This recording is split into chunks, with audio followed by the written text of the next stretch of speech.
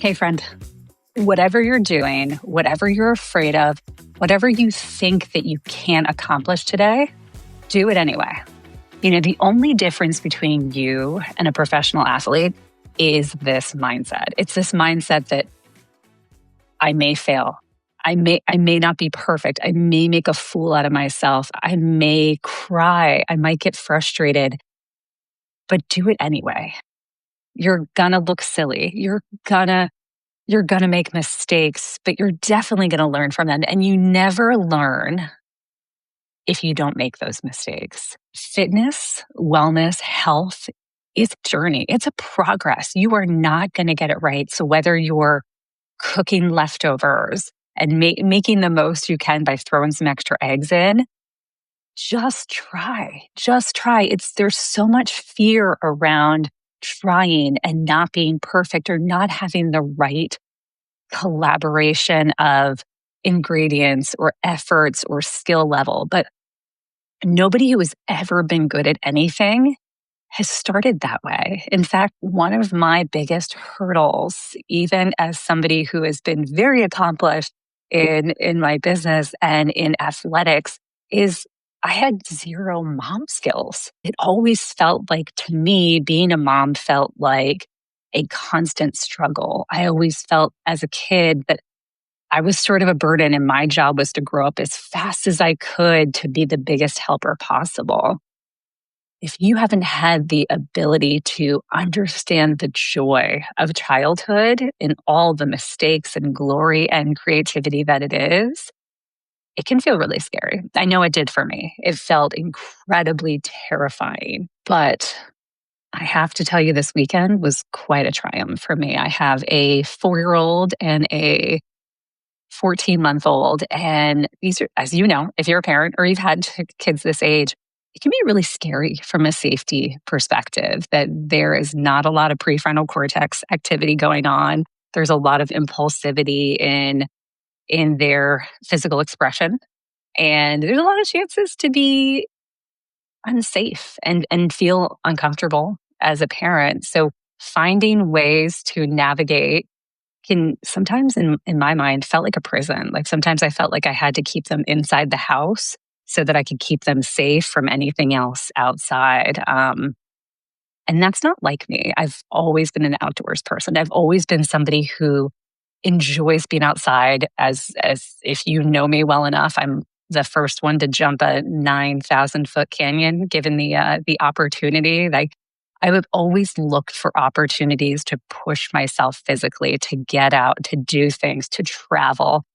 And it seems so strange in this chapter of my life to feel like I needed to stay indoors to keep these young ladies safe. Like that, it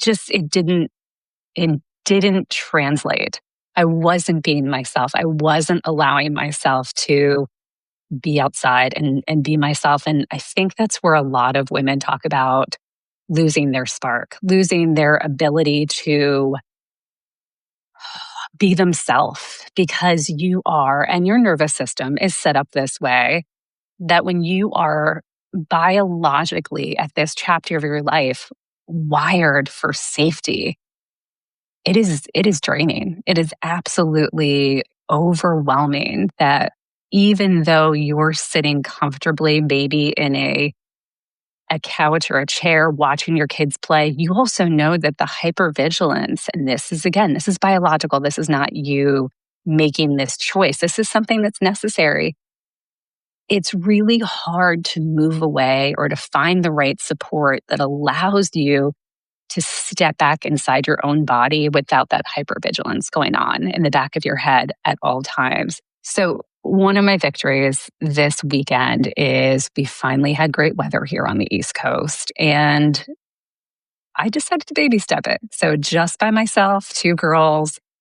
This may be easy for a lot of other people. This might be something that's so simple to pack up your kids and go. For me, it is not something, all the challenges I've had in my life, by far, this has been my greatest challenge, is finding the way to navigate this. But this weekend, I started very simple. I started very easy, and I chose a very well organized garden center This gave the both girls an opportunity, who are sort of mostly on foot with the youngest, to be around plants and dirt and things that, even though there might be some safety concerns, for the most part, they're just going to get dirty at the very most, and just allowing them to experience these plants and these situations that's essentially groped in, right? It's a contained area where they can kind of explore and see and ask questions.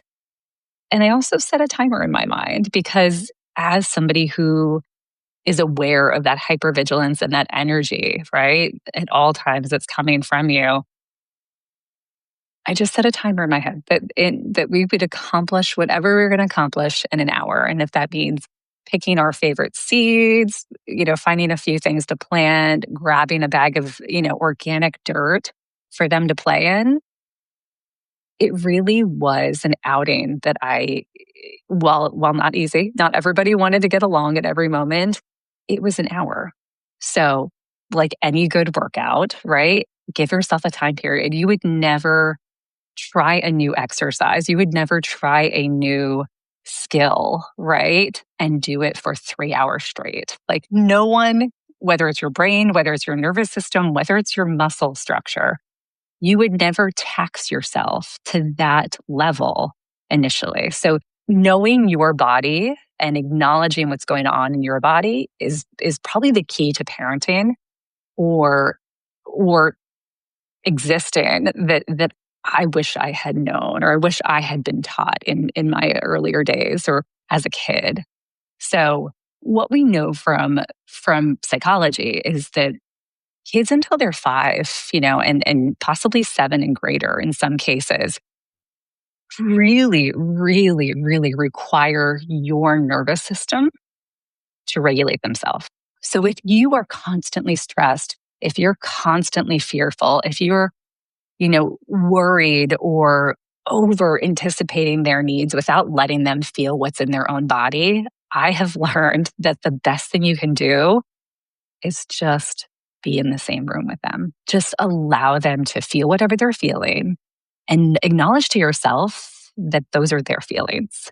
And your only job in that moment is to say, here's how we're going to fix this. So I am going to say to you today, friend, my dear friend, that whatever is scaring you most, and maybe it's not parenthood like it is me, whatever is scaring you most, whatever feels like the biggest mountain in front of you, just try. Just do it. Just be part of that messy process. I have a table full of dirt all over my backyard and my back deck, because that's what gave them so much joy, and so much joy for me to just allow them to make a mess and feel so confident in their space at that time, for them to just explore it and figure out. And I hope you, mom, dad, whoever is listening right now, that you do the same today. Do something that feels messy, feels silly, because that is genuinely the first step to any long-term success in what you want to be and how you want to feel. It's all neural pathways. It's all you priming the pump. It's all you doing repetitions. So I encourage you today, make a mess, do some reps, and enjoy your life every single moment. I'm looking forward to talking to you guys next week. We are going to dig into some more topics about what it's like to be a mom in a high stakes situation. I'm going to meet next week with Elizabeth Dempsey Beggs, who's actually running for Congress in Virginia. She's a mom who is taking fosters on top of her own children and running for Congress as a former veteran. She has everything to gain by showing her children how to show up for their community, and as a woman and as a mom.